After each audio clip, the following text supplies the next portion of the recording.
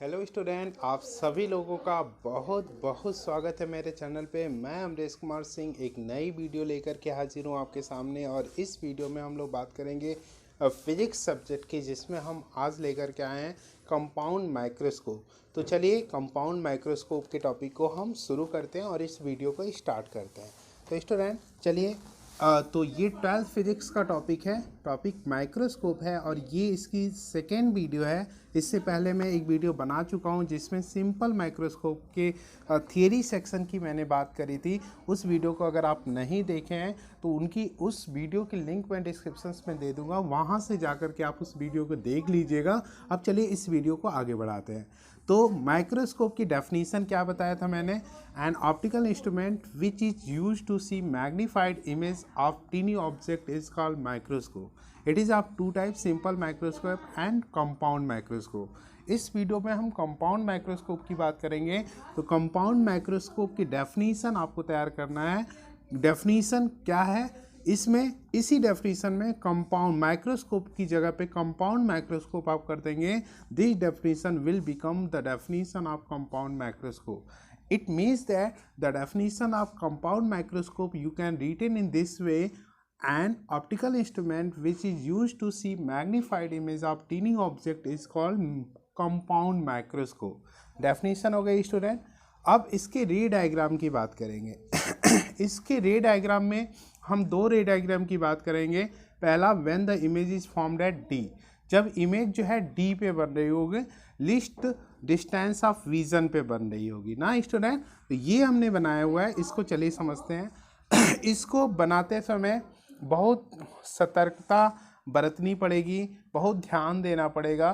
तो चलिए इसको हम एक बार समझाते हैं और उन बारीकियों को भी बताएंगे जिस बारीकियों को ध्यान रखना पड़ेगा इस फिगर को ड्रॉ करने के लिए। तो चलिए देखिए, आगे बढ़ाते हैं इस वीडियो को। इसमें कंपाउंड माइक्रोस्कोप में दो जो है कॉन्वेक्स लेंसेस होते हैं। एक ऑब्जेक्टिव जो ऑब्जेक्ट की तरफ होता है और एक आई पीसेस जो आई की तरफ होता है, आँख की तरफ होता है स्टूडेंट। इसके बाद ऑब्जेक्टिव की फोकल लेंथ कम होती है, कम फोकल लेंथ का ऑब्जेक्टिव यहाँ पे रखा जाता है स्टूडेंट। और आई पीसेस की फोकल लेंथ ज़्यादा होती है, यहाँ पे इसकी फोकल लेंथ ज़्यादा रखा जाता है। ठीक है, क्यों ऐसा किया जाता है उसकी भी बात हम आगे चल के करेंगे। तो यहाँ पे ध्यान दीजिएगा इस तरह से। ठीक है, अब यहाँ पे ऑब्जेक्टिव के सामने जो है ऑब्जेक्ट रखा हुआ है और इस ऑब्जेक्ट से एक पैरेलल रेज जा रही है और जो यहाँ से फोकस से होकर के, ऑब्जेक्टिव के फोकस से होकर के जो है आई पीसेस के इस पॉइंट पे मिल रही है। इसके एक ऑप्टिकल सेंटर से भी जा रही है ना, ऑप्टिकल सेंटर से भी रेज जा रही है, जो दोनों एक दूसरे को इंटरसेक्ट कर रही है इस पॉइंट पे। और यहाँ पे एक इमेज बन रहा है, इसका इमेज बन रहा है A dash B dash, A B का image A dash B dash बन रहा है स्टूडेंट। और ये इमेज जो है ऑब्जेक्ट आई पीसेस के लिए ऑब्जेक्ट का काम कर रही है। और इसका जो है देखिए, एक रेज ऑप्टिकल सेंटर से जा रही है, एक पैरेलल जा रही है जो फोकस से निकल रही है। ये रेज जो है, इन सारी रेज को अगर पीछे बढ़ाते हैं, इन सारी रेज को अगर पीछे बढ़ाते हैं स्टूडेंट, तो ये सारी रेज जो है कहाँ पे कट कर रही है? यहाँ पे कट कर रही है जा करके। और A double dash B double dash magnified, inverted और जो है वर्चुअल इमेज पे फाइनल बन रही है। तो ये जो है इसको ध्यान देना है, ये इन्वर्टेड इमेज बन रही है और ये इसका फाइनल इमेज होगा। तो दिस विल द रे diagram for the compound microscope when the image is formed at D, जब इमेज आपका डी पे बन रहा होगा। अब चलिए इसको ध्यान देना है, बारीकियां इसकी बताते हैं हम। क्या ध्यान देंगे, क्या इसको बनाते समय क्या ध्यान देना है? सबसे पहले स्टूडेंट इसको ऑब्जेक्टिव को छोटा बनाइएगा और आई पीसेस को इसको थोड़ा सा ज़्यादा बड़ा लीजिएगा और इसके बीच की डिस्टेंस को बहुत ज़्यादा दूर मत रखिएगा, एक नॉर्मल से डिस्टेंस इन दोनों को रखिएगा स्टूडेंट। इसके बाद ध्यान दीजिएगा, इस रेज को हम सबसे पहले ड्रॉ करेंगे। यहाँ से यहाँ एक सेंटीमीटर स्केल जो होता है आपका 15 सेंटीमीटर का या 30 सेंटीमीटर का जो स्केल होता है, उससे एक पॉइंट को यहाँ पे लीजिएगा, दूसरा पॉइंट को इससे थोड़ा सा ऊपर रखिएगा और ऑप्टिकल सेंटर से मिलाते हुए इस ऑब्जेक्ट को पहले आपको ड्रॉ नहीं करना है, पहले इसको आप ड्रॉ कर लीजिएगा। इसके बाद जब इसको ड्रॉ कर लेंगे फिर यहाँ पे तब ऑब्जेक्ट को ड्रॉ करिएगा स्टूडेंट। अब ऑब्जेक्ट से ये वाली रेज ले जा करके अब यहाँ सेंटीमीटर स्केल का पॉइंट रखिएगा, फिर यहाँ पे पॉइंट रखिएगा अर्थात इस रेस के नीचे पॉइंट रखिएगा और फिर इसको ड्रॉ कर लीजिएगा। यहाँ पे इंटरसेक्शन पॉइंट आपको मिल जाएगा। ये इमेज मिल रहा होगा आपका और ये इमेज से कितनी रेज निकल रही है, एक ऑप्टिकल सेंटर से जा रही है, parallel to the principal axis जा रही है, तो यहाँ फोकस से होकर जा रही है, ये रेज जा रही है जो कन्वर्ट हो रही है, डाइवर्ट हो रही है, एक ये रेज जो जा रही है डाइवर्ट हो रही है। सब पीछे मिलाइएगा स्टूडेंट और सब जो है इस पॉइंट को पहले आप आइडेंटिफाई कर लीजिएगा कि इस ऑब्जेक्ट के बाद ये इमेज बनेगी और सबको यहाँ से मिला करके पीछे मिलाइएगा स्टूडेंट, सबको एक जगह मिलाइएगा और सबको जो है आगे बढ़ा दीजिएगा।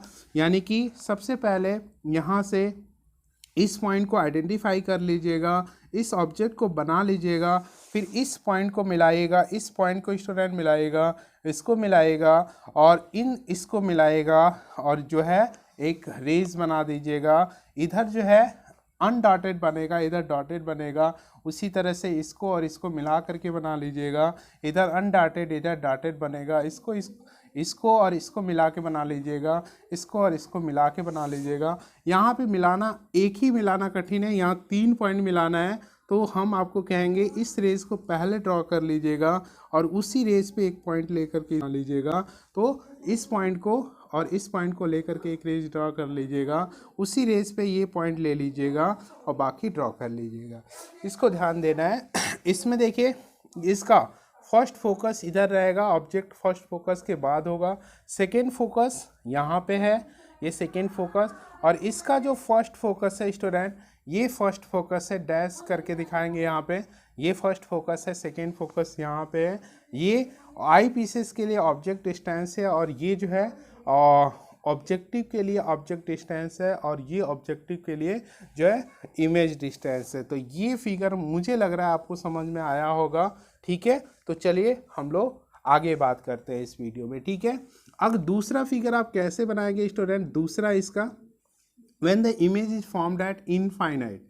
इनफाइनाइट में आपको क्या करना है स्टूडेंट, इनफाइनाइट में ये कॉन्साइड करेगा, क्या करेगा स्टूडेंट, कॉन्साइड करेगा, बी डैश जो होगा वो एफ ई डैश पे होगा, एफ ई डैश और बी डैश जो है बिल्कुल सेम होगा, बिल्कुल एक ही पॉइंट पे होगा स्टूडेंट। तो यहाँ पे बी डैश को हम नीचे लिख देते हैं और एफ ई डैश को ऊपर लिख देते हैं, ठीक है। इस तरह से ये जो होगा एफ ई बन जाएगा स्टूडेंट और ये पैरेलल, सारी रेज जो है पैरेलल जाएगी। पैरेलल का मतलब इसको हमें फिर से ड्रॉ करना पड़ेगा। इनफाइनाइट के केस में इनफाइनाइट पे ये बन रहा होगा तो यहीं पे ऐसे ये ऐसे कर लीजिएगा और यहाँ पे इनफाइनाइट लिख दीजिएगा।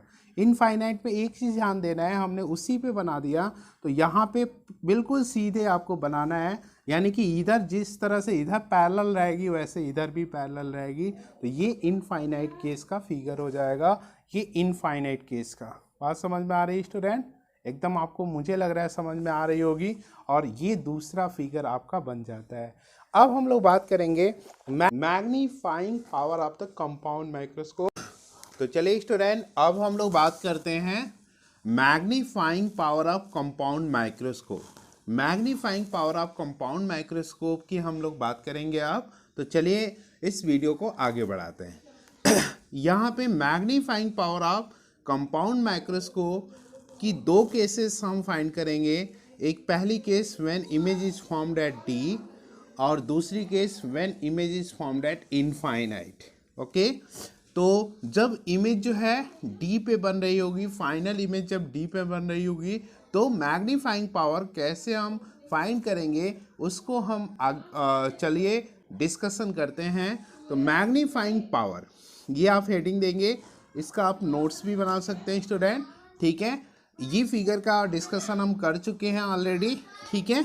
यहाँ पे मैग्नीफाइंग पावर का फार्मूला होता है angle subtended by image at eye upon angle subtended by object at eye, ठीक है। ये फार्मूला होता है बीटा अपॉन अल्फा।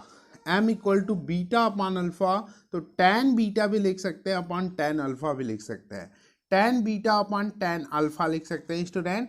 यहाँ पे ध्यान दीजिएगा, tan beta perpendicular upon base होता है, ये परपेंडिकुलर अपॉन बेस।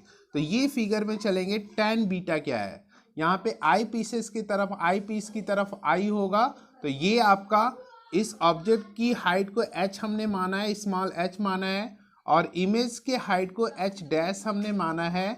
तो यहाँ पे सबसे पहले बीटा इमेज का जो है, इमेज कितना एंगल आई पे सबटेंड कर रहा है इसकी बात करेंगे, तो h डैश अपॉन ये बेस हो जाएगा, ये हाइट हो जाएगा, और ये आपका बेस हो जाएगा। तो यहाँ पे बेस माइनस UE हो जाएगा। उम्मीद है आपको समझ में आ रहा होगा स्टूडेंट। फिर से मैं बता दूंगा, tan beta equal to perpendicular upon base, perpendicular will be h dash and base will be minus UE। Okay, इसी तरह से tan अल्फा ये कितना आई पे एंगल बना रही होगी, यहाँ पे आई आपका होगा, इसको हमने यहाँ पे दिखाने की कोशिश किया स्टूडेंट, यहाँ पे आपका आई होगा, तो ये इस तरह से कितना एंगल बनाएगा। तो कहाँ पे ऑब्जेक्ट है, D पे ऑब्जेक्ट रखा हुआ है, ठीक है। ऑब्जेक्ट की हाइट कितनी है, h है, ठीक है। इस पूरे को कंप्लीट अगर बनाएंगे तो इस तरह से आपका बनेगा। तो परपेंडिकुलर अपॉन बेस, यहाँ पे इसके फ्रंट में रखा हुआ है इसलिए माइनस डी लेंगे, तो यहाँ पे आपका h अपॉन माइनस डी, यहाँ पे माइनस साइन जो है यहाँ पे ली गई है, माइनस का मतलब इन फ्रंट ऑफ ऑब्जेक्ट और इमेज बन रही है, इसलिए माइनस हमने लिया है, ठीक है स्टूडेंट, समझ में आया। यहाँ पे इसको सॉल्व करिए, माइनस से माइनस कट जाएगा, d ऊपर जाएगा, UE नीचे आएगा, h डैश अपॉन h और d अपॉन UE होगा। उम्मीद है स्टूडेंट समझ में आया होगा। अब आगे चलते हैं, that is m equal to ये h dash upon h dash upon h क्या है भाई, h क्या है, ऑब्जेक्ट हाइट, और h डैश क्या है, image height, which is form by the objective के द्वारा जो इमेज बन रही है उसकी हाइट h डैश है, और ऑब्जेक्ट की हाइट क्या है स्टूडेंट, h है। तो h डैश अपॉन h क्या होगा, image height upon object height क्या होगा, the magnifying power of objective होगा, या लीनियर मैग्निफिकेशन ऑफ ऑब्जेक्टिव होगा। तो यहाँ पे उसको हमने ऑब्जेक्टिव के मैग्नीफाइंग पावर को हमने इस तरह से दिखाया हुआ है student, linear magnification of objective. तो यहाँ पे h डैश अपॉन h हमने लिया हुआ है। अब दूसरी बात करते हैं, d अपॉन UE क्या होगा, d क्या है, image distance form by eyepiece, और UE क्या है, object distance for the eyepieces. तो आई पीस के लिए ये ऑब्जेक्ट डिस्टेंस है, ये इमेज डिस्टेंस है, तो image distance upon object distance for eyepieces, eyepiece के लिए क्या हो जाएगा, image distance upon object distance, ये हो जाएगा linear magnification of eyepiece का लीनियर मैग्निफिकेशन होगा। It means that the magnifying power of the compound microscope is product of the linear magnification of the objective and eyepiece के linear magnification और objective के linear magnification का ये product होता है। Equation number 1 यहाँ पे मैंने दिया है, m not equal to h dash upon h, m e equal to d upon UE, जिस बात को अभी हम समझा रहे थे। अब चलिए इसी को आगे बढ़ाते हैं स्टूडेंट। यहाँ पे but m not h dash upon h होगा, इसको हम क्या कह सकते हैं student, v not upon u not भी कह सकते हैं, image distance upon object distance भी कह सकते हैं। ऑब्जेक्टिव के लिए ये इमेज डिस्टेंस होगी, ये ऑब्जेक्ट डिस्टेंस होगी, तो image height upon object height equal to image distance upon object distance, equation number 2। Magnifying power of eyepiece as a simple microscope, अगर केवल ये आई पीस रहे सिंपल माइक्रोस्कोप में जिस तरह से होता था स्टूडेंट, अगर ये वो केवल यही रहे, आई पीस ही रहे, तो वहाँ पे m e equal to d upon UE देते थे। और in the case of image formed at d, when the image formed at d क्या होता था, 1 प्लस d अपॉन FE होता था। उस वीडियो में हमने इसकी डिस्कशन किया था, उस वीडियो की लिंक मैं डिस्क्रिप्शन में दे दूंगा, वहाँ से आप जाकर के उसको नहीं देखे हैं तो देख लीजिएगा। तो m e equal to d upon UE 1 plus d upon FE होगा, when the image is formed at D के केस में इक्वेशन नंबर 3 हो गया। इक्वेशन 2 से एम नॉट की वैल्यू, इक्वेशन 3 से एम ई की वैल्यू इक्वेशन नंबर 1 में पुटअप कर दीजिए स्टूडेंट। तो फ्रॉम 1, 2 एंड 3 हो जाएगा M equal to V not upon U not in bracket 1 plus D upon F E हो जाएगा। ये इसकी वैल्यू हो गई और ये इसकी वैल्यू हो गई, तो यहाँ पे दोनों का प्रोडक्ट है। This is a required formula of the magnifying power of compound microscope. बहुत इंपॉर्टेंट फार्मूला है स्टूडेंट, इसको जरूर ध्यान रखेंगे। If U not equal to F not, अगर यू नॉट, ये जो है यू नॉट एफ नॉट के बराबर हो, या अगर इसको साइन में रखना चाहे तो माइनस एफ नॉट रख दें, तो माइनस एफ नॉट के बराबर होगा। अगर ये ऑब्जेक्ट इसके फोकस पे रखा गया तो ये इमेज कहाँ पे बनाएगा, इनफाइनाइट पे बनाएगा। इनफाइनाइट मतलब ये रेस पैरेलल जा रही होगी। ये रेस कहाँ जा रही होगी स्टूडेंट, पैरेलल जा रही होगी। तो पैरेलल का मतलब ये डायरेक्ट यहाँ से निकलेंगी और इस लेंस पे पड़ेगी, ऑब्जेक्टिव से डायरेक्ट निकलेंगी और आई पीस पे पड़ेंगी। तो ऐसी केस में क्या हो जाएगा, V not equal to L होगा, यानी कि इसका इमेज ये हम मान के चलते हैं कि आई पीस पे ही बनेगा। आई पीस पे बनेगा तो इमेज डिस्टेंस हम क्या लेंगे, वी नॉट लेंगे। तो V not equal to L होगा, लेंथ ऑफ कंपाउंड माइक्रोस्कोप के बराबर होगा स्टूडेंट। तो यहाँ से यू नॉट की वैल्यू और वी नॉट की वैल्यू रख दीजिए इसमें। तो मैग्नीफाइंग पावर का फार्मूला ये बन जाएगा M equal to L upon F not. F not को हमने निगेटिव लिया है तो ये निगेटिव में आप रख सकते हैं, ठीक है। चलिए यहाँ पे 1 plus D upon F E हो जाएगा, ठीक है स्टूडेंट। तो this is also a formula for the magnifying power of the compound microscope when the image is formed at D. D के केस में ये फार्मूला स्टूडेंट, इसको ध्यान रखे रहेंगे। जब भी हम न्यूमेरिकल क्वेश्चन ध्यान करेंगे स्टूडेंट, ये फार्मूले इंपॉर्टेंट है, इन फार्मूले पे क्वेश्चंस आएगा।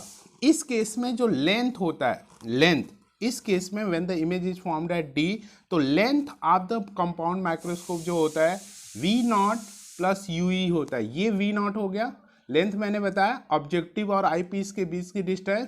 तो ऑब्जेक्टिव और आई पीस के बीच की डिस्टेंस क्या होती है, V not plus U E. ये क्या है स्टूडेंट, अगर इसको साइन न लें तो ये यू ई के बराबर है। तो V not plus U E इसकी लेंथ होगी कंपाउंड माइक्रोस्कोप की in the case when the image is formed at D. तो बात हो गई स्टूडेंट इसकी। अब हम बात करेंगे दूसरे की, when the image is formed eight infinite. देखिए इसका फिगर हमने जो है अभी अभी बताया था, लेकिन इसी फिगर में मॉडिफाई किया था, यहाँ पे मैं बना दिया हूँ फिर से स्टूडेंट। तो इसको ध्यान रखेंगे। इस केस में क्या होता है, in this case U E equal to F E हो जाता है, यानी कि ये जो यू ई यहाँ पे जो था, ये यू ई यानी कि ये जो इमेज है इसके फोकस पे बनने लगती है, तभी तो इमेज इनफाइनाइट पे बनाएगा ना स्टूडेंट। तो इस केस में यू ई जो है एफ ई के बराबर हो जाता है। अगर इस फार्मूले में जैसे हमने इसको लिखना हो तो ये लिख देंगे आप V not upon U not, ठीक है। और यहाँ पे इसको डी अपॉन यू ई लिख देना स्टूडेंट। ये V not upon U not, D upon U E लिखते हैं, ठीक है। अब हम यू नॉट की जगह पे ये केस लगा के वी नॉट की जगह पे ये केस लगा के क्या लिखेंगे स्टूडेंट, एल लिख सकते हैं, और यू नॉट की जगह पे माइनस एफ नॉट लिख सकते हैं। तो ये माइनस हम लिख सकते हैं स्टूडेंट, माइनस हो जाएगा ये माइनस। और यहाँ पे डी अपॉन यू ई की जगह पे क्या लिख सकते हैं स्टूडेंट, यू ई की जगह पे एफ ही लिख सकते हैं। तो this is the formula for the magnifying power of compound microscope when the image is formed eight infinite, जब इमेज इनफाइनाइट पे बन रही होगी। Length of the compound microscope in this case when the image is formed eight infinite, इस case में we not plus F ही होती है student इसकी लेंथ। और इस यहाँ पे हमने लिखा है, ये फार्मूला भी इम्पॉर्टेंट है। और इन सारे फार्मूले जो मैंने ब्लॉक किया हुआ है सबको ध्यान देंगे, सब के सब न्यूमेरिकल क्वेश्चन जब हम सॉल्व करेंगे तो सारे फार्मूले हमें माइंड होना चाहिए। एक लास्ट बात जो यहाँ पे ध्यान देने वाली बात है स्टूडेंट, वो है यहाँ पे ध्यान दीजिए, ये क्वेश्चन भी 1 नंबर का आपके कॉम्पिटिटिव एग्जामों में और एकेडमिक एग्जाम में ज़्यादा पूछा जाता है। To increase magnifying power, to increase note करके लिख सकते हैं इसको, to increase magnifying power of compound microscope we should keep objective as a less focal length and eyepiece of a larger focal length. अगर हमें जो है compound microscope का मैग्नीफाइंग पावर बढ़ाना है तो जो है ऑब्जेक्टिव के फोकल लेंथ को कम लेना चाहिए और आई पीस के फोकल लेंथ को ज़्यादा रखना चाहिए। तो इस तरह से हमारी ये वीडियो ख़त्म होती है। ये वीडियो कैसी लगी ज़रूर बताइएगा। अब हम अगली वीडियो इस पे न्यूमेरिकल क्वेश्चन लेकर के आएंगे, माइक्रोस्कोप पे 10+2 लेवल का न्यूमेरिकल क्वेश्चन लेकर के आएंगे स्टूडेंट। अगर ये वीडियो अच्छी लगी हो तो एक लाइक कर दीजिए, अपने दोस्तों में शेयर कर दीजिए। अगर चैनल पे नए हैं तो चैनल को सब्सक्राइब कर लीजिए। आज के लिए बस इतना ही, मिलते हैं अगली वीडियो में। तब तक के लिए आपका दिन शुभ हो, आपका रात्रि शुभ हो, आपका फ्यूचर शुभ हो। आप खूब ढेर सारा मेहनत करिए। आपको आपके फ्यूचर की ढेर सारी शुभकामनाएं। जय हिंद।